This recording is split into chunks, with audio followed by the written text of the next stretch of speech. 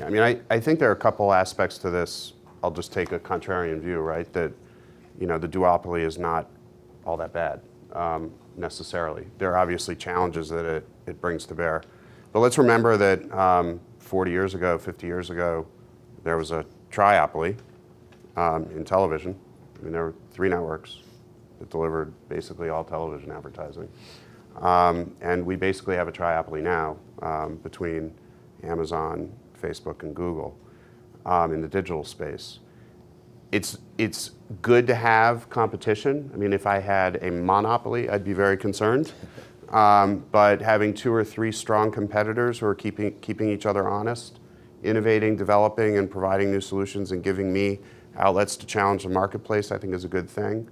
The walled garden aspect does create challenges, but I would also argue that having consolidation across 2 or 3 in a world where walled gardens are going to exist is actually better than having 10, because managing across 10 walled gardens is going to be a hell of a lot more difficult than managing across 3.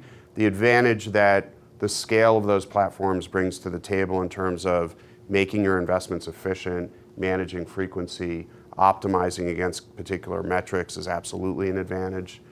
So I do think that there are benefits that come from the aggregated scale. I think your point about how do marketers think about the paid components of those platforms relative to the organic, and I also think that the added extent to that is how do you think about that in relation to the rest of your media mix and how it contributes to the lower funnel actions that are taking place on those platforms is really critical. I don't think marketers think enough about the upper funnel awareness building initiatives, and I think that's why you see someone like Booking.com moving into television, because they've realized that they've saturated their growth on platform. They need to focus on long-term brand building and engaging the consumer in ways that has them try but also become loyal, and to establish kind of a longer-term benefit. In a way, kind of Google and any kind of performance-driven media is kind of like the old world of couponing in my mind, right?